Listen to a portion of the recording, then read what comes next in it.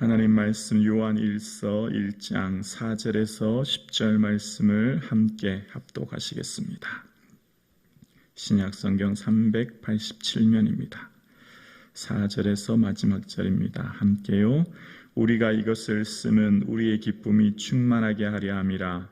우리가 그에게서 듣고 너희에게서 전하는 소식은 이것이니 곧 하나님은 빛이시라. 그에게는 어둠이 조금도 없으시다는 것이니라.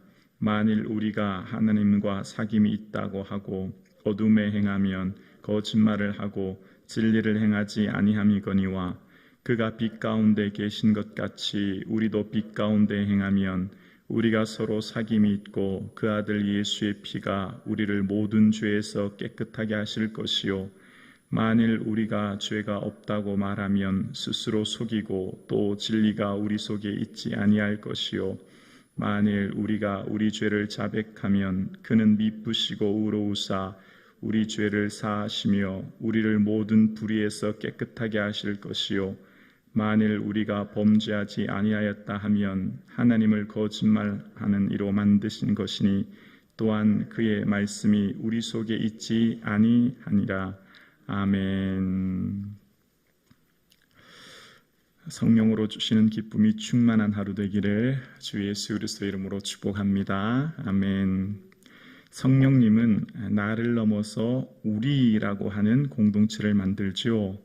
분리와 차별을 넘어서 일치와 화해를 만듭니다. 하나님이 임재하시는 공동체의 특징은 우리를 만들어요. 우리.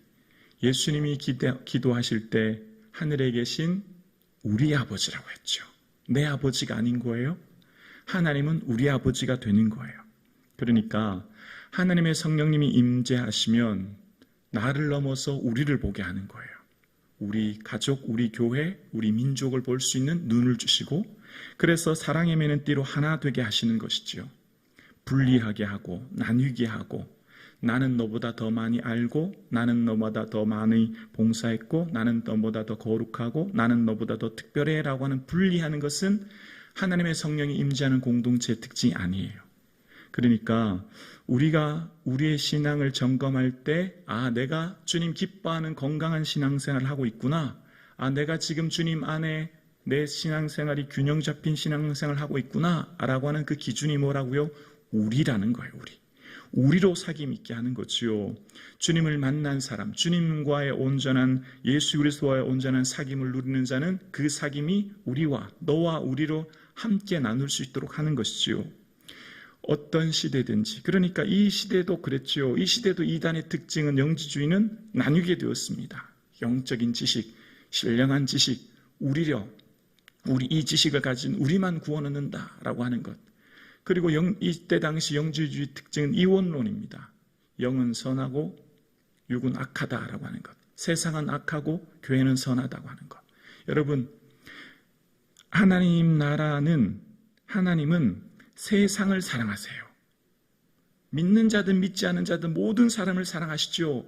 한 사람이라도 더 구원 얻기 원하시는 거예요. 그런데 이단의 특징은 뭘까요?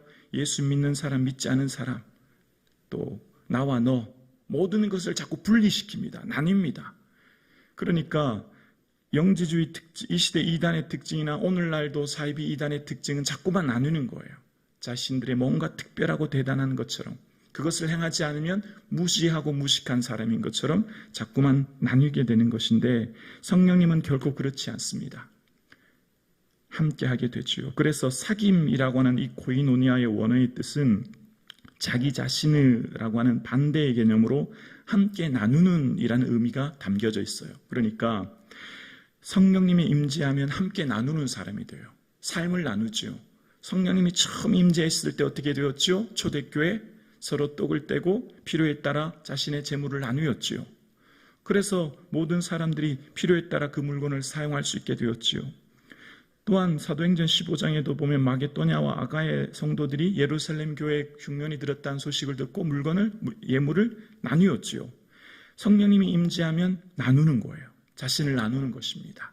자신만을 위해 움켜쥐고 모으는 것이 아니라 나누는 삶을 살게 되는 거예요. 그러니까 이 사귐 안에 거하게 되면, 그러니까 이 사귐 안에, 주님 안에 이 사귐을 경험한 사람은 반드시 삶을 나누게 되어 있습니다. 주님이 자신의 피로 자신의 삶을 내게 나누어 주었거든요.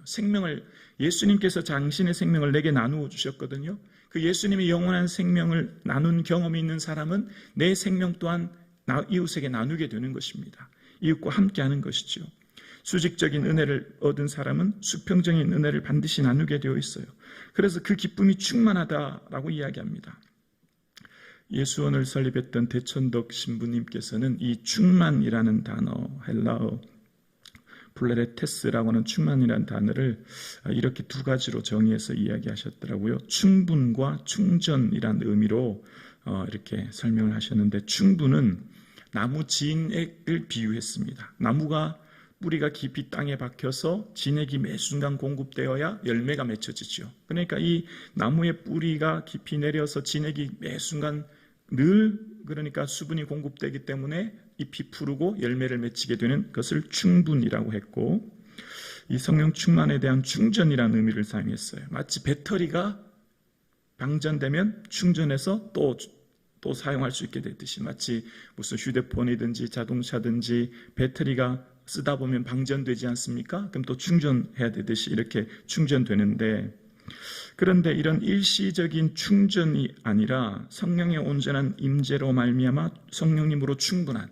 그러니까 우리 인생의 주인을 예수 그리스도로 고백하며 내 삶을 주님이 기쁨이라고 고백하는 사람은 예수님 한 분만으로 충분합니다. 아멘이시죠?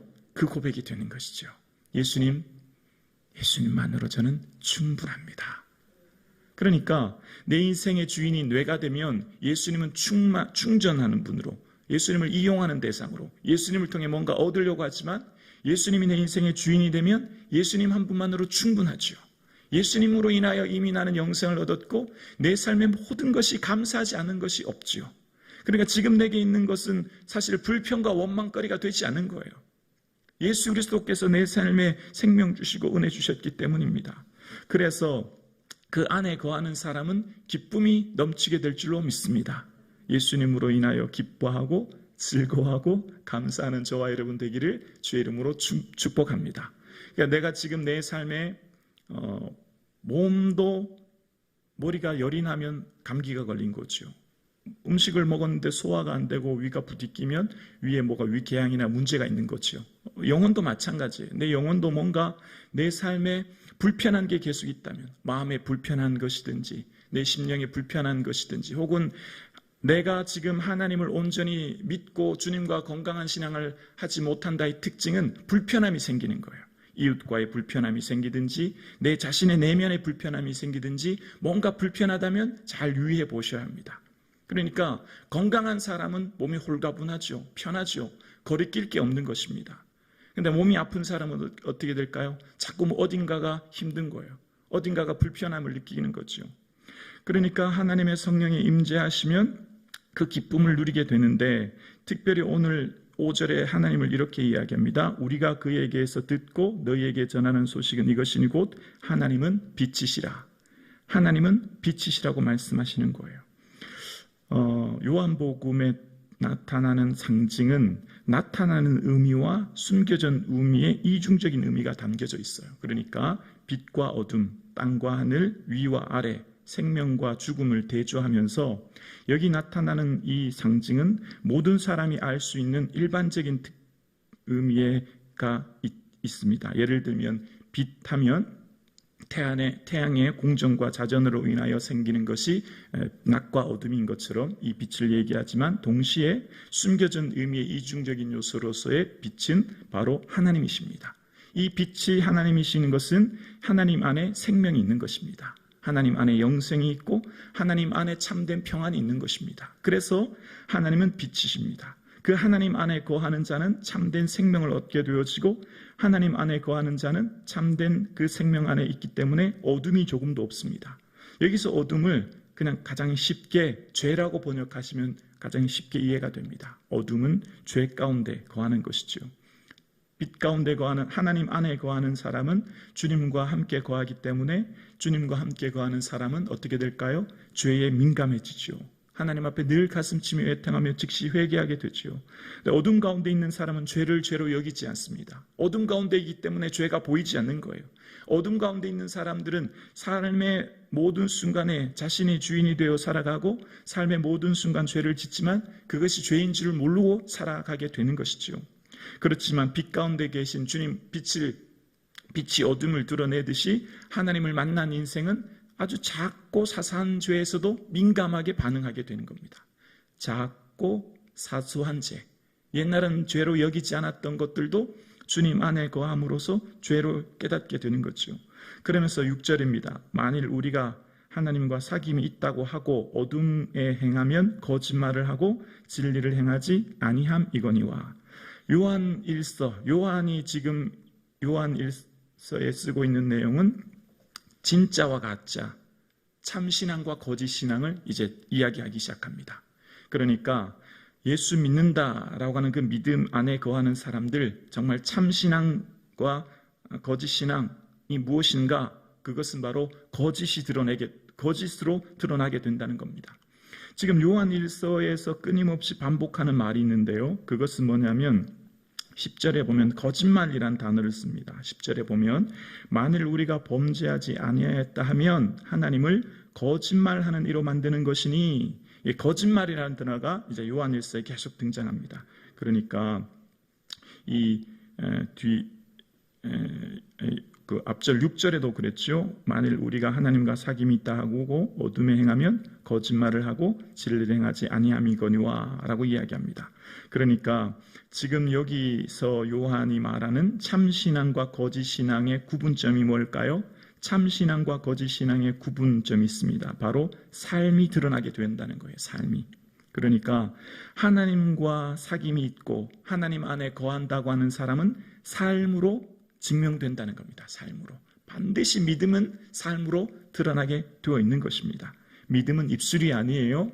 믿음은 반드시 그 행함으로 드러나게 되어 있고, 그 행함으로 드러나 있어서 주님과 함께 교제하는 사람은 반드시 빛 가운데 의로운 삶으로 드러나게 되어 있죠. 그런데 주님과 사귄다고 하면서 어둠 가운데, 즉 죄 가운데 거하면서 여전히 죄의 옛 뿌리와 옛 생을 살면서 나는 하나님 안에 믿음 안에 살아, 나는 예수 믿는 사람이야, 나는 믿음 안에 있어 하는 사람은 다 거짓말하는 사람이라는 겁니다. 그러니까 이 요한이 끊임없이 얘기하는 게 있습니다.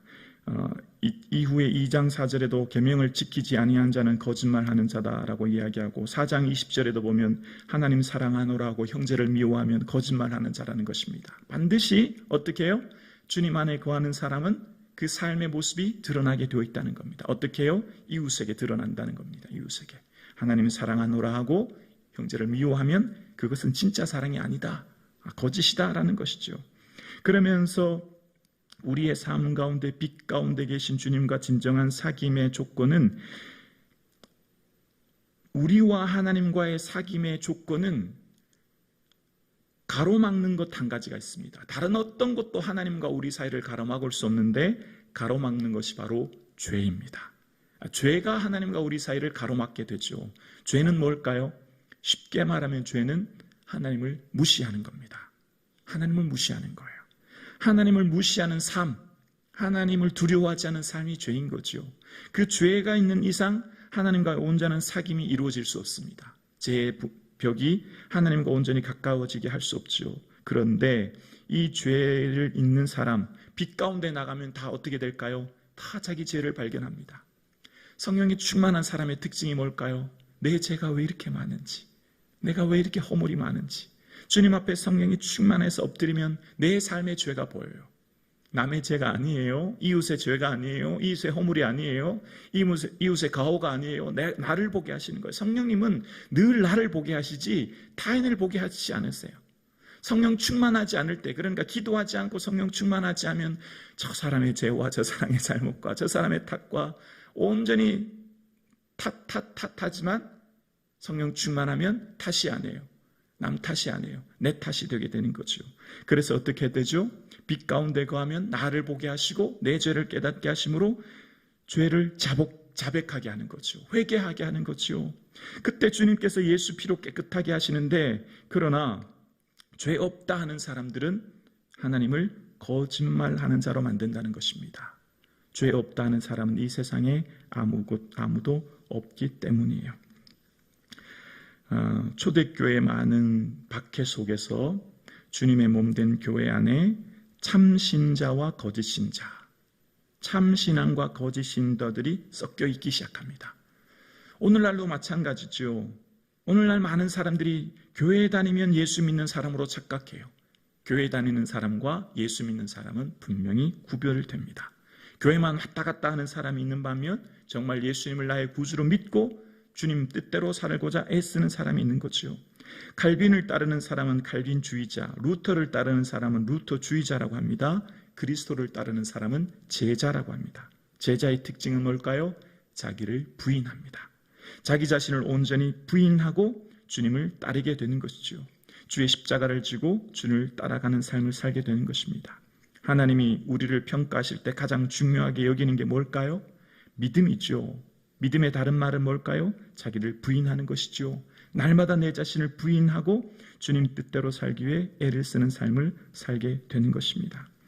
사랑하는 우리 성북중앙 가족 여러분, 내가 정말 예수님을 믿는 자로, 예수님을 내 인생의 주인으로 정말 진정 예수 그리스도의 기쁨과 자랑이 되는 저와 여러분의 삶 되기를 주님의 이름으로 축원합니다. 기도드리겠습니다.